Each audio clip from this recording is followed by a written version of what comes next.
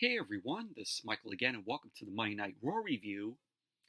Monday Night Raw tonight was from the Forest National in Brussels, Belgium, and it is almost 5:30 here, and Monday Night Raw here started at 3, and it feels good to have Monday Night Raw be on at 3 o'clock.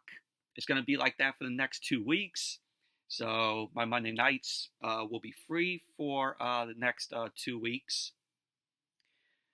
But Monday Night Raw, I thought it was a very good show there in Brussels, Belgium. The crowd was electric throughout the night. They were hot. And we saw a no-holds-barred match where it was Penta. He ended up taking on Ludwig Kaiser. Dakota Kai was in action, and she had taken on Nile.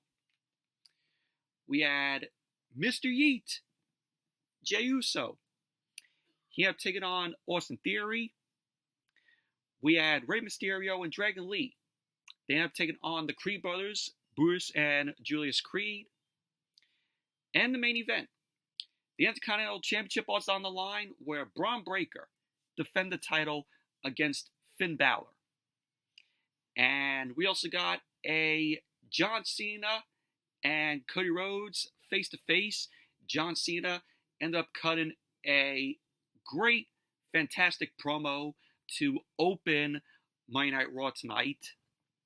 And we also had the contract signing between Io Sky and Bianca Belair for the Women's World Championship at WrestleMania, where Rhea Ripley ended up getting involved in this segment. And you all know where this is going to go between Rhea, Io, and Bianca, which I will get to. But overall, Monday Night Raw, very good show it was tonight. Very enjoyable. And the crowd was just absolutely awesome there. They were pretty loud coming off of TV. But anyway, let's jump right into the review. Monday Night Raw opened up with John Cena. John Cena's music ended up hitting. Surprisingly, they didn't change John Cena's music here. I thought they would give him, a new music because of him being a heel. But fortunately, that wasn't the case. Probably that might not happen until WrestleMania, hopefully. So John Cena came out, and immediately the crowd there in Brussels booed the hell out of Cena. So Cena came out. He was in his regular attire, and the crowd was singing along to Cena's music. They were going, "John Cena sucks! John Cena sucks!" Just like old times. So Cena, when he came out, he was not smiling, and he made his way to the ring. And the boos from the Brussels crowd for Cena was massive. It was an insane reaction. So Cena was in the ring. He was pacing in there. He had this cold look on his face. And all of a sudden, the crowd there in Brussels let out a "Let's go Cena, Cena sucks" chant. Of course, like old times from the crowd. So Cena took it all in. He stood there and he listened to the crowd, go back and forth of "Let's go Cena, Cena sucks." So Cena had a mic in hand, and he eventually put the mic down. He ended up going to leave the ring, which the boos ended up getting louder from the Brussels crowd. Cena then picked the mic back up. He then dropped the mic again as the crowd ended up chanting, "You sold out," to Cena. So Cena then ended up taking the mic. He raised the mic up. He ended up saying, when someone is properly grounded in life, they shouldn't have to look outside themselves for approval. So Cena was speaking lightly in that tone. So the crowd then booed Cena. And then Cena ended up saying, "You are making this so easy for me." He ended up going to say that, "You see, for 25 years, I've been the victim, okay?" Cena ended up saying, "I've been the victim of an abusive relationship." Yeah, we all know about that relationship. So the crowd booed Cena. Cena ended up saying that they've lost their time to talk. Cena ended up saying that the crowd is abusive and hurtful, and that they've bullied him into being their damn puppet, and expected him to do it with a smile on his face. So the crowd then loudly chanted, "Fuck you, Cena," to Cena himself. So they were trying to censor the chants, but Netflix was unsuccessful at that because we heard the crowd just chanting, "Fuck you, Cena, fuck you, Cena," and then eventually they started to censor it. So Cena was like to the crowd, "Oh, you all are being so classy." Cena then ended up going on to say that he's not a babyface and he's not a heel. He ended up saying that he is a human being. He ended up saying each and every person in the crowd has been awful to him. So that led the crowd to boo Cena again. He ended up saying that it's been the same noise for 25 years. Cena ended up saying that when he first got here in WWE, they loudly let him know they hated him. He ended up saying moments of embarrassment and shame. They let him know he wasn't worth of their attention. Cena ended up saying that he changed and hoped they would like him. He ended up saying that it worked for a bit, but it wasn't enough. Cena then wanted to say that he continued to work hard and win and win and win. He then ended up going to say that he won a lot and that the fans hated it and that it wasn't enough. So Cena ended up saying, what did he do? He spent the next 10 years of his life to give away everything he could, and it wasn't enough. So the boos ended up getting louder. So looked like John Cena had finally embraced the hate that he was getting from the fans. And you could tell in certain points that Cena was trying to break. He was trying to break character a little bit. You saw it a little bit on his face. So Cena ended up saying that in his final moments, what's left to do? He ended up saying that he can walk away. Cena ended up saying that he announced his retirement in a move that's never been done before. He ended up saying that he's actually walking away at the end of the year. He ended up saying that he tried one last time to get along with the fans, and they ruined it like they ruined everything. He ended up saying for 2 seconds, it was great, but then it was never enough. So then the crowd started singing, "Na na na na, na na na na, hey hey hey, goodbye." So Cena ended up saying that these idiots keep proving his point. He ended up saying no matter what he does, it's never enough, and that the fans should all be ashamed. Cena ended up saying all the fans can ever do is take, and take. He ended up saying that the fans only care about themselves. He wanted to say that he put his values on the line to make a very important choice in his life. And all they thought about was what they got. Cena then ended up going on to say to the crowd, "Not one of you sons of bitches asked me how I feel." He ended up saying all the fans want to know is what they get. They get nothing. They get what they've earned. So Cena was like, what they've earned is nothing. He ended up saying they don't get a new look because they dress like him, and he doesn't dress like the idiots. He ended up saying they don't get new music. That's his voice on the song. Cena ended up saying that the crowd's time is finally up. And Cena ended up saying that his time is finally now. He ended up saying that the only thing they get is to take a long look in the mirror to see how awful each and every one of them has been for 25 years to him. So then the crowd started chanting, "We want Cody." So Cena was like to the fans, "Oh, you're chanting for your brand new shiny toy in Cody Rhodes," because they're about to put him out to pasture. So Cena was like, they continue to prove that they're awful people. Cena ended up saying that no one is safe and can hide, especially people he can pick out in the crowd. So then Cena started to point people out in the crowd. He ended up saying they're the Let's Go Cena people and that they support him. So Cena ended up saying that the Cena Sucks jackoffs are awful people too, and that they claim to support him.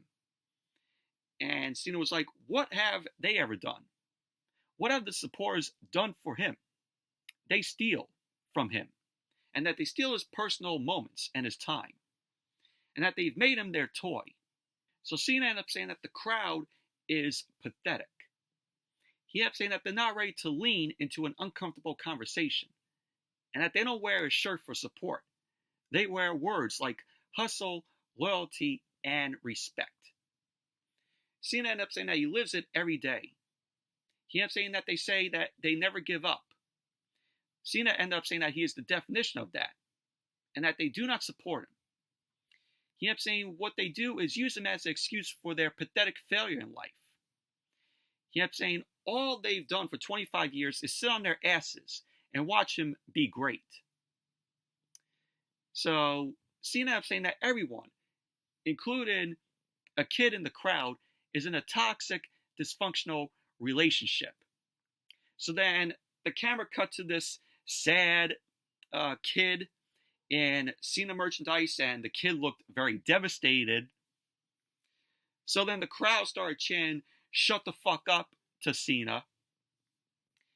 Cena then went on to say that he's breaking up with them and that they're dumped. Cena ended up saying that he doesn't need them and doesn't care about them. He ended up saying that it don't matter to him. He ended up saying that there is no noise they can make because they know he's right. So then Cody Rhodes, the undisputed WWE champion, finally came out.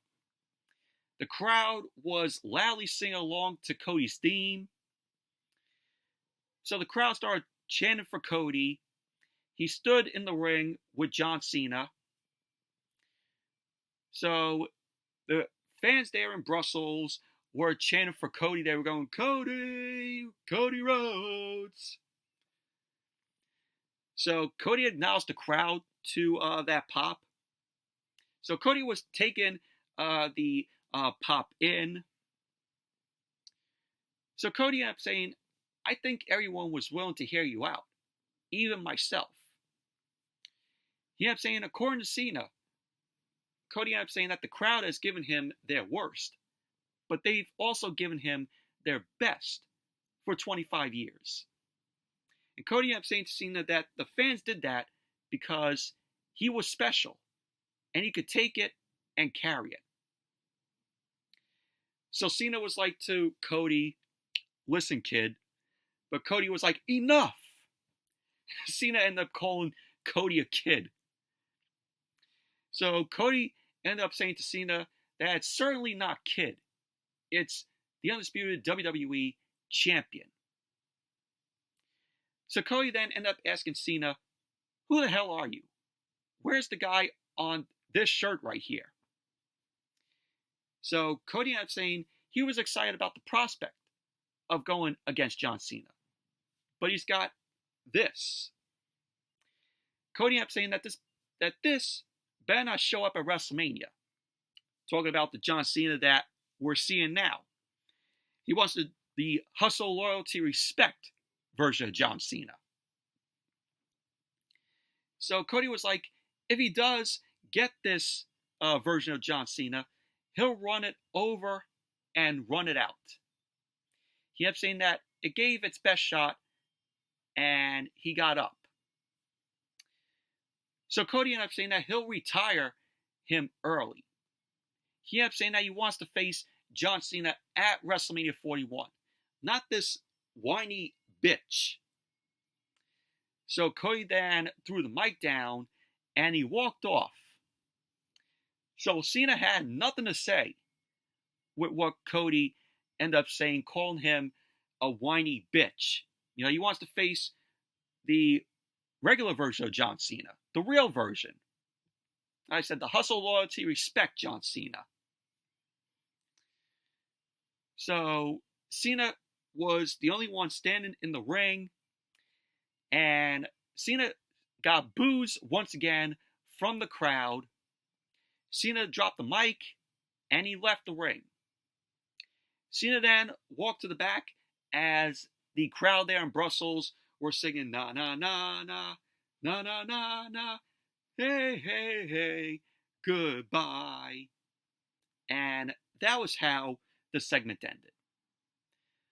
But overall, this was a incredible segment here to open up Monday Night Raw here. It was very good of John Cena to open the show. This segment went on for 30 minutes. And this was a incredible 30 minutes of great television. Cena killed it in his promo. And in my opinion, this was the best segment of the year so far. You know, along with John Cena turning on Cody Rhodes at the Elimination Chamber. So I like that Cena made some valid points here in his promo. And it was just absolutely great. It was, you know, unbelievable. But my opinion, incredible segment this was to open the show. You know, this got us interested in us seeing Cena versus Cody at WrestleMania.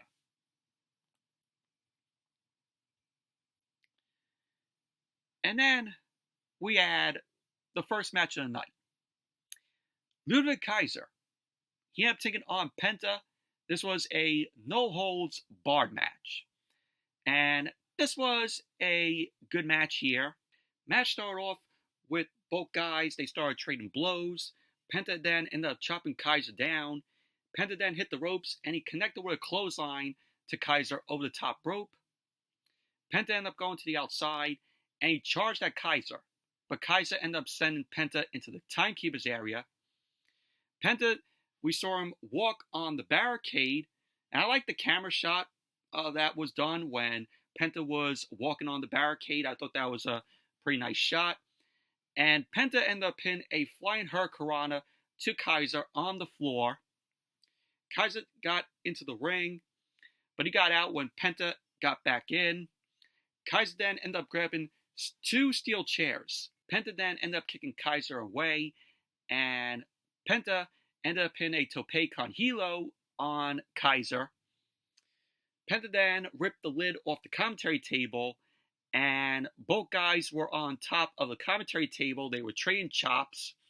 Kaiser raked Penta's eyes, and we had Kaiser end up hitting a rolling Death Valley driver to Penta on the table, which the table did not break. So then Monday Night Raw went to commercial.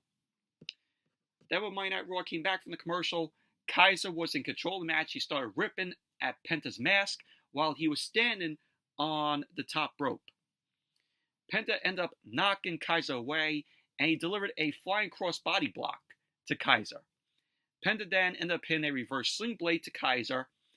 Kaiser ended up reversing the whip into the corner, but Penta ended up slinging over Kaiser, and Penta ended up hitting a backstabber to Kaiser, which Penta ended up going for the cover, and Kaiser ended up kicking out. So Penta ended up going for another sling blade to Kaiser, but Kaiser ended up kicking Penta in his head. Kaiser then ended up delivering another rolling Death Valley driver, and he ended up going for the cover, to which Penta ended up kicking out. And the crowd was electric throughout this match. Penta then ended up rolling out of the ring. Kaiser followed Penta out of the ring and started attacking him. Kaiser ended up smashing Penta's face off of the steel steps, and he got into the ring. Kaiser ended up running around ringside, but Penta ended up surprising Kaiser with a back body drop onto the commentary table, which that had to hurt because Kaiser ended up hitting the commentary table hard off of that back body drop, and the table stood intact. I'm surprised that the table didn't collapse. So Penta was fired up. He got Kaiser back into the ring. Kaiser started punching Penta in the face. So both guys were exchanging blows from their knees.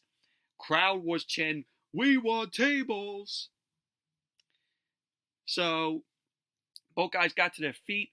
They continued striking each other. Penta ended up going for a head scissors takeover on Kaiser, but Kaiser ended up slamming Penta down onto his face. He then ended up hitting a running uppercut to the back of Penta's neck. So Kaiser ended up going for the cover, to which Penta ended up kicking out. You had Kaiser end up grabbing Penta's face, and Kaiser ended up saying to Penta, "I'll teach you what it means to fear." Kaiser then started punching Penta in the head, and he picked up a steel chair. Kaiser then smashed the chair on Penta's spine. Penta ended up going to the corner to recover, and then Kaiser started choking Penta with the metal support of the chair. So Penta ended up holding up his Cero Miedo taunt. He then ended up catching Kaiser, and he snapped Kaiser's arm with the sacrifice. Penta then grabbed the chair, but Kaiser was begging Penta off. Kaiser ended up shouting to Penta, "I give up, you win."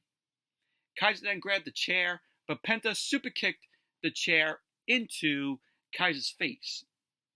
Penta then smashed the chair onto Kaiser's back, and he super kicked the chair into Kaiser's head. Penta then ended up again on the second rope. He leapt off the second rope, and he delivered a Canadian Destroyer to Kaiser on the chair, which was great. Then Penta connected with the Penta driver. He ended up going for the cover, and there you go. Penta ended up winning the match.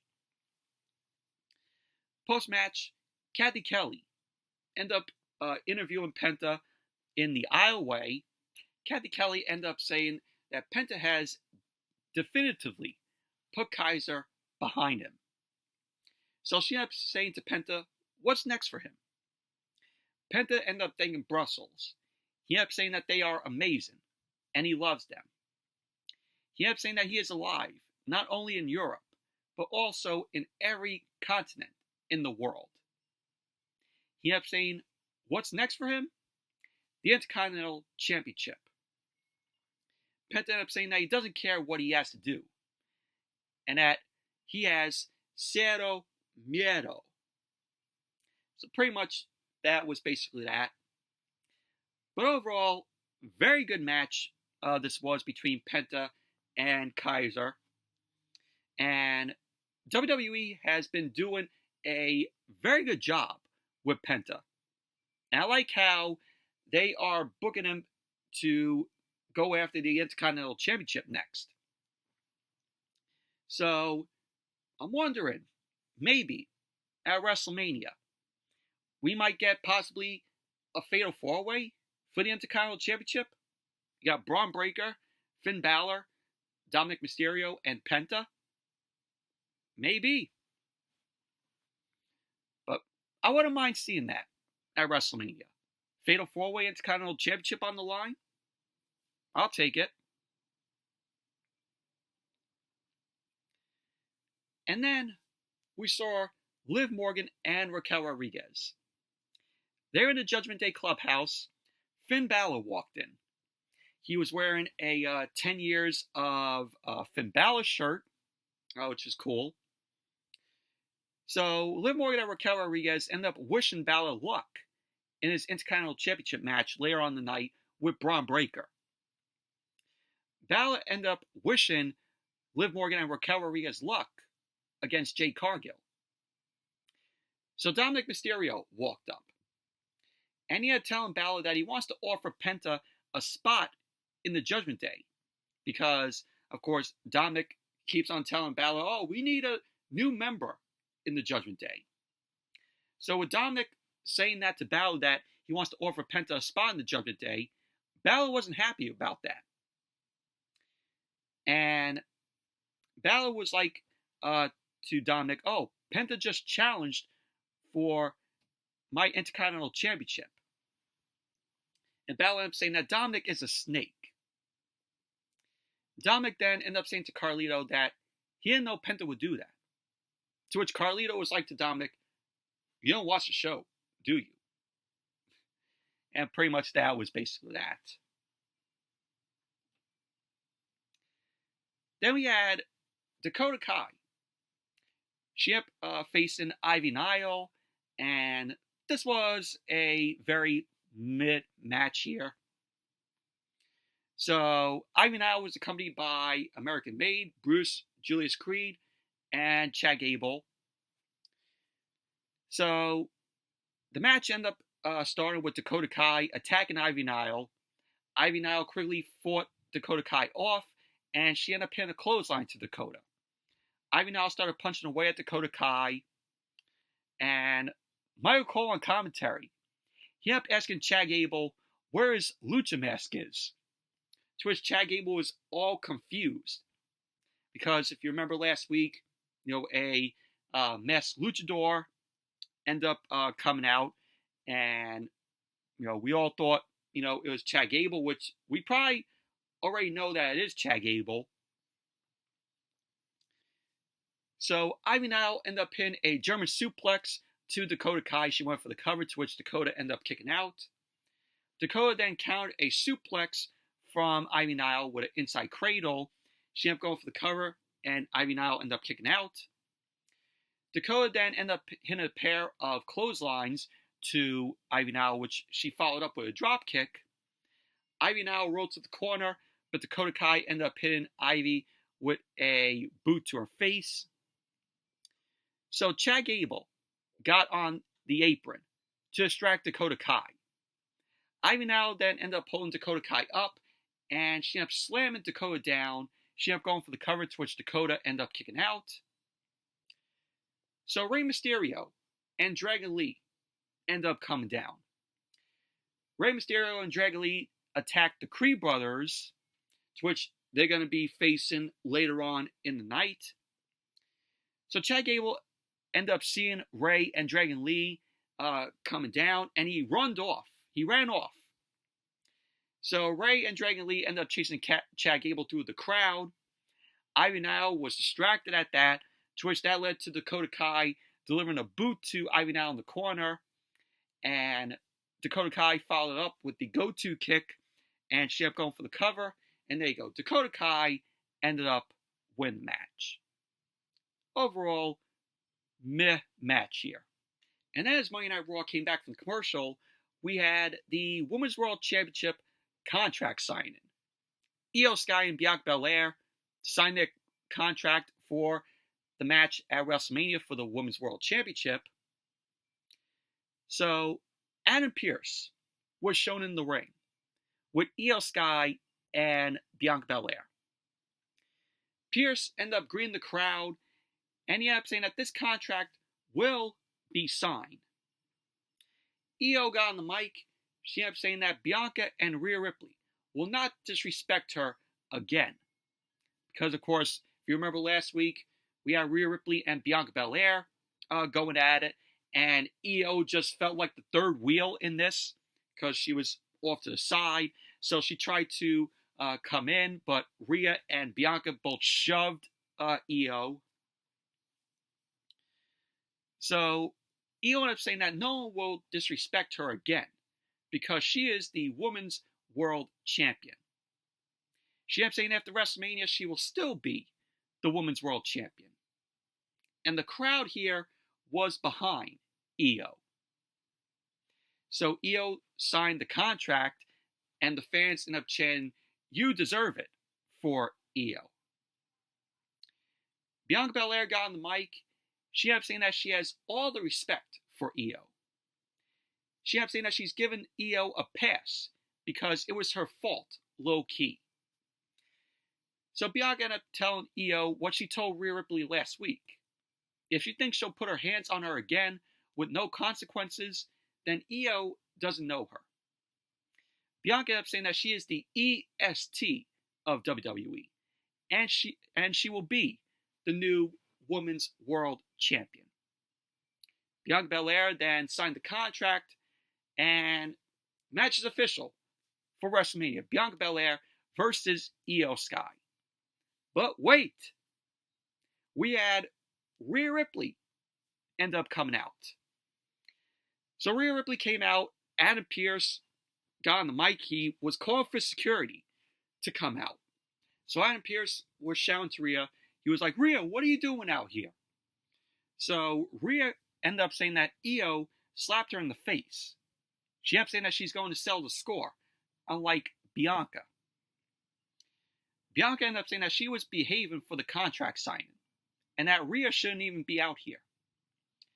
Rhea ended up saying that Bianca shouldn't have been out there during her Women's World Championship match. So once again, Rhea Ripley and Bianca Belair were arguing. Io is like the third wheel there, as Io tried to get between the both of them. But Bianca ended up pie-facing Io back, just like she did last week. Rhea then ended up hitting a headbutt to Bianca, knocking Bianca onto the table.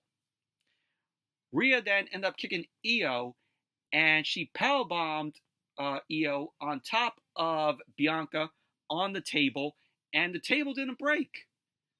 Man, they got some heavy tables here tonight. So Rhea then picked up the contract, and she signed the contract as well. Of course, that's not legal, and Adam Pearce was not happy about that. Rhea then kept the contract as she headed to the back, and pretty much that was basically that.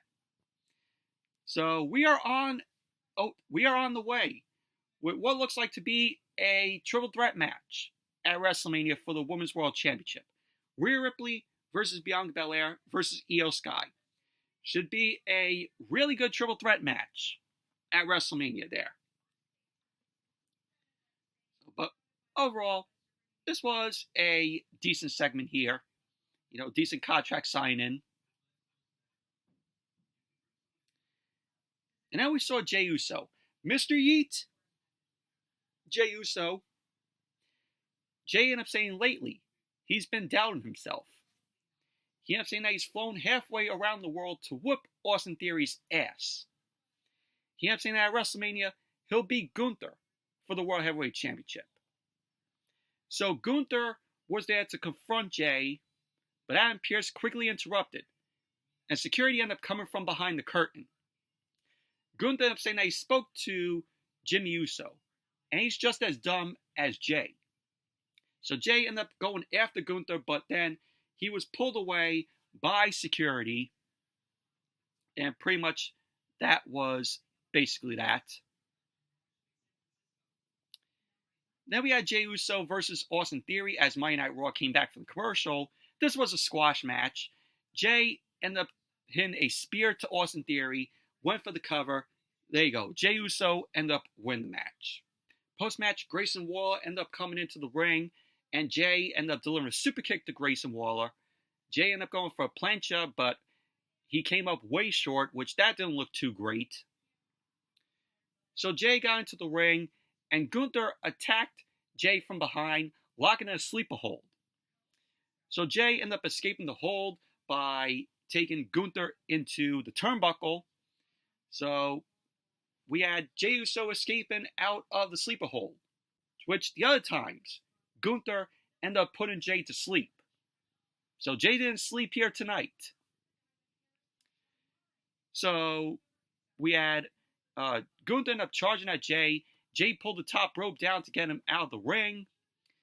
And there's a point where he ended up ripping Gunther's World Heavyweight Championship off from around his waist. So that led to Jey pulling the top rope down to get Gunther out of the ring. Jey then posed with the World Heavyweight Championship, and he threw it at Gunther.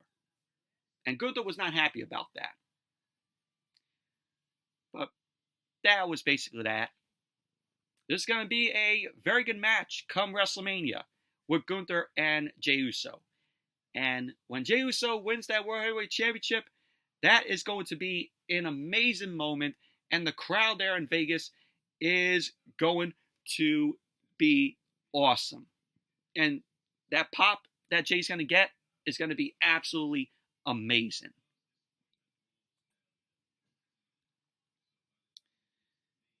And then we saw Adam Pearce. Adam Pearce was explaining to Rhea Ripley that just by Rhea putting her name on a piece of paper isn't legally binding. So Adam Pearce got the contract back from Rhea Ripley.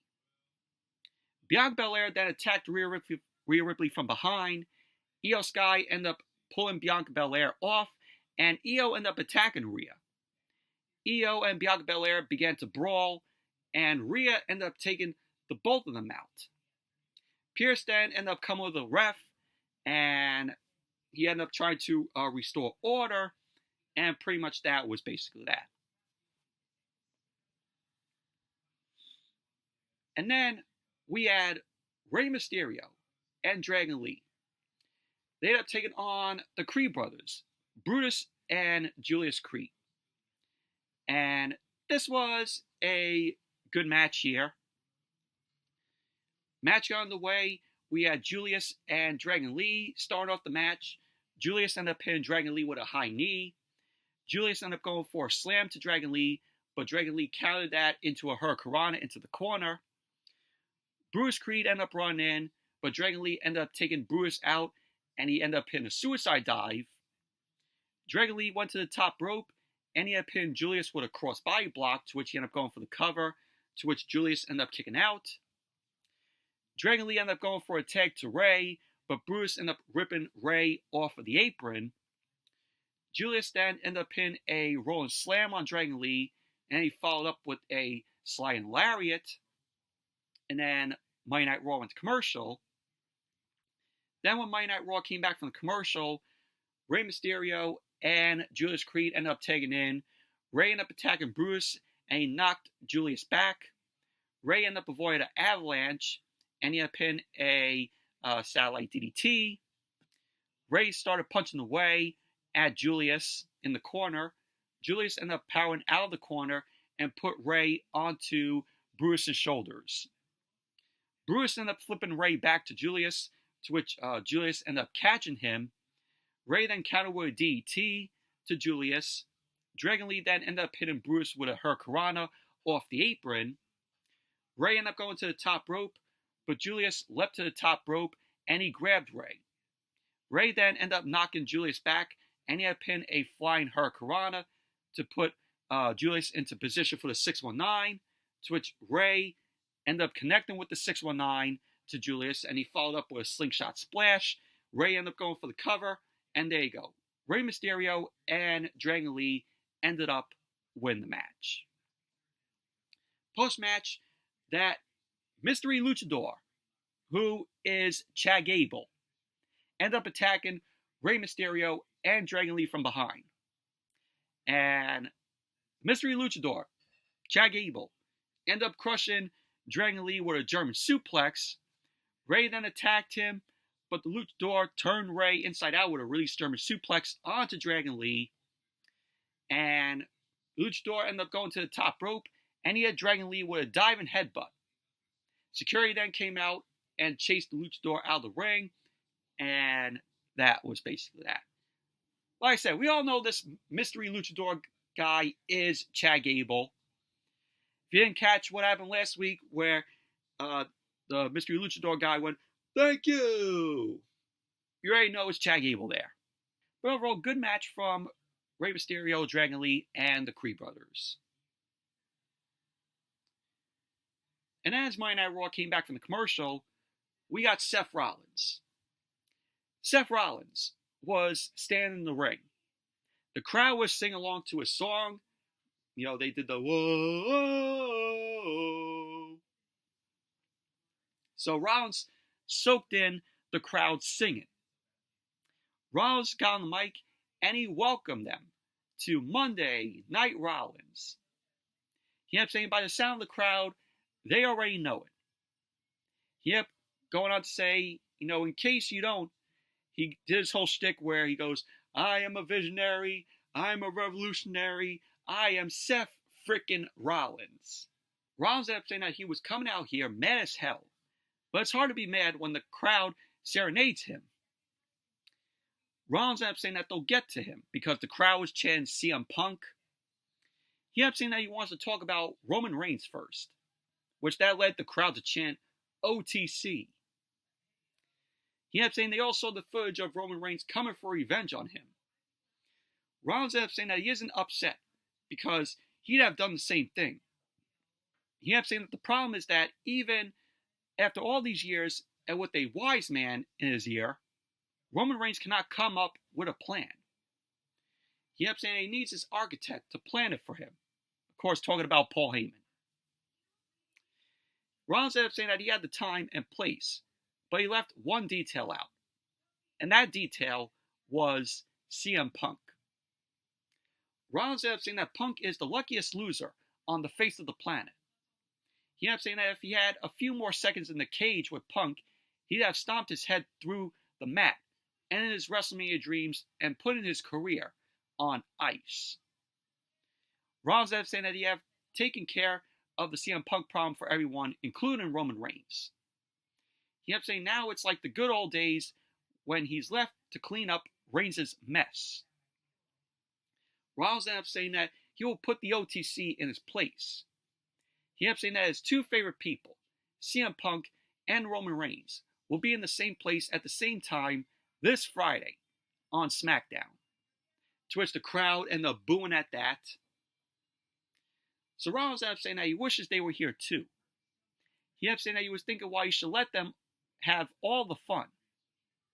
Rollins ended up saying that maybe he will make a trip down to Italy and put himself between Reigns and Punk on SmackDown. He ended up saying that's Friday. This is tonight, and it's about the crowd here. Rollins put over the crowd saying that they've been a hell of a crowd all night long, and that they have one more match, and it's the main event for the Intercontinental Championship. Rollins then ended up telling Brussels to sing his beautiful song as he heads to Italy to be on SmackDown. So Rollins ended up saying that he'll see Reigns and Punk on Friday. And that was basically that. Decent promo from Seth Rollins here. He will be on SmackDown this Friday from Italy to confront Roman Reigns and CM Punk. And then they announced what we're going to see next week on Monday Night Raw, which is going to be from Glasgow, Scotland. And Monday Night Raw is not going to be at 3 o'clock next week. It will be at 4 o'clock. So next week's Monday Night Raw will be at 4 p.m. Eastern, 3 Central. So we're going to get Lyra Valkyria versus Raquel Rodriguez for the Women's Intercontinental Championship. CM Punk is going to appear. We're going to get Jey Uso and a mystery partner of his versus A-Town Down Under. And then we're going to get Cody Rhodes and John Cena once again. So that's all set for Monday Night Raw next week, live from Glasgow, Scotland, with a start time of 4 o'clock here. And then we saw Kathy Kelly. Kathy Kelly was backstage with AJ Styles. Kathy Kelly ended up asking Styles about his comments on Logan Paul. Styles began to speak, but he stopped because the crowd was loudly chanting for him. Styles wanted to say that Logan Paul doesn't belong on the roster. So he got interrupted by Karrion Kross and Scarlett. Kross ended up telling Styles that he is here to offer a different perspective. He ended up saying maybe Styles isn't mad at Logan Paul, and that he is mad at himself. Karrion Kross ended up saying that it took Styles 17 years to get to WWE, and it didn't take Logan Paul that long. So Styles was like to Kross, oh, I know what you're trying to do here, and it won't work. So Styles walked off. Kross ended up whispering to his wife Scarlett, that he thinks it's working. So Scarlett ended up agreeing. So Karrion Kross is doing everything he could to, get into Styles' head. So that's what it looks like. Main event. Finn Balor versus Bron Breakker. Intercontinental Championship on the line. And this was a good match here. Match got underway.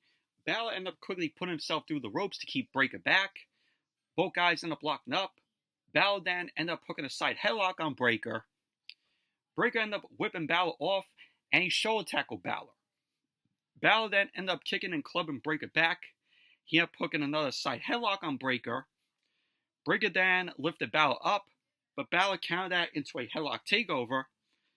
Balor then cinched in the side headlock on Breakker. Breakker tried to roll Balor up onto his shoulders, but he ended up picking up a 2 count because Balor ended up kicking out. Breakker ended up fighting out of the hold, and he had pinned the ropes. Balor ended up managing to send Breakker over the top rope. Breakker ended up powering Balor into the corner for some shoulder thrust to his midsection. Breakker then ended up hitting a corner clothesline and threw Balor over the top rope. We had Balor end up wiping Breakker out because Breakker was charging out of the ring, and Balor ended up wiping Breakker out with a sling blade on the floor. And that led to Monday Night Raw going to commercial. Then when Monday Night Raw came back from the commercial, Balor was in control of the match. He ended up chopping Breakker in the corner. Breakker fought back, and he ended up sending Balor into the ropes.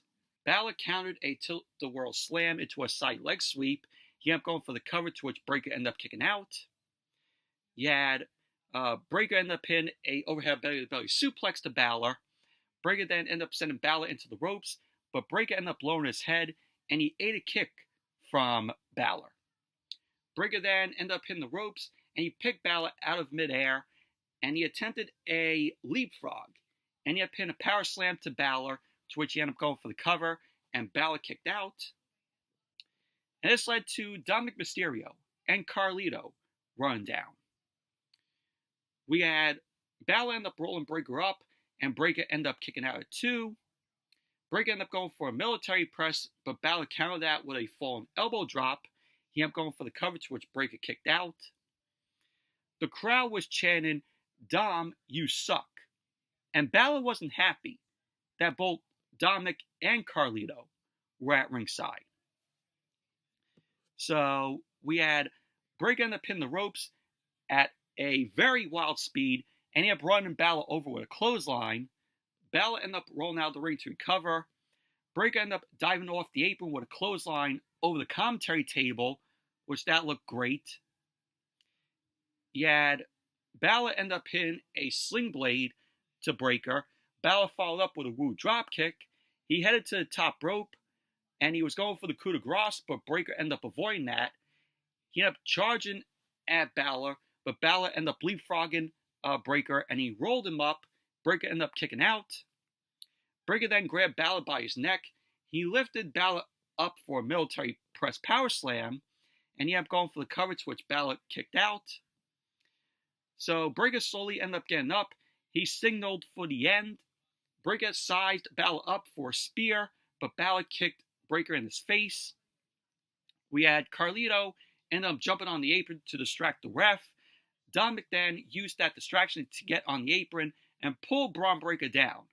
Breakker ended up falling into the ropes, which caused Balor to get crushed on the top rope. So that was a big mistake there from Dominic. Breakker then ended up punching Dominic off the apron, and then he ended up hitting Carlito. Breakker ended up taking Balor out with the Frankensteiner, and Breakker then followed up the Frankensteiner with a spear to Balor. So Breakker ended up going for the cover, and there you go. Bron Breakker ended up winning the match, retaining the Intercontinental Championship. Post-match, Dominic and Carlito end up attacking Bron from behind. Dominic ended up grabbing the Intercontinental Championship, but Penta ended up coming out there to make the save. Penta ended up super kicking Dominic down. He then ended up delivering a super kick to Carlito. Brig then ended up delivering the spear to Carlito, and Penta and Bron Breakker were in the ring. Penta was holding the Intercontinental Championship as Breakker turned to look at him. Penta held up the Intercontinental Championship and gave it back to Breakker. Breakker then held up the title. Penta ended up doing the Ciedo, Miedo. So then Penta walked off on Breakker, and that was how Monday Night Raw went off the air. Overall, this was a good match between Bron Breakker and Finn Balor. Obviously, Bron was going to retain the Intercontinental Championship, but things are going to get interesting with Penta versus Bron Breakker for the Intercontinental Championship. So I'm very much looking forward to that. Overall, Monday Night Raw, very good show it was tonight. Or this afternoon, I would say. But next week, Monday Night Raw, another afternoon show. It's going to be at 4 o'clock from Glasgow, Scotland. And pretty much looking forward to another afternoon Monday Night Raw. But anyway, that's it for the Monday Night Raw review. Thank you all for watching. Hope you all enjoyed this review. Definitely give the video a thumbs up, comment, subscribe.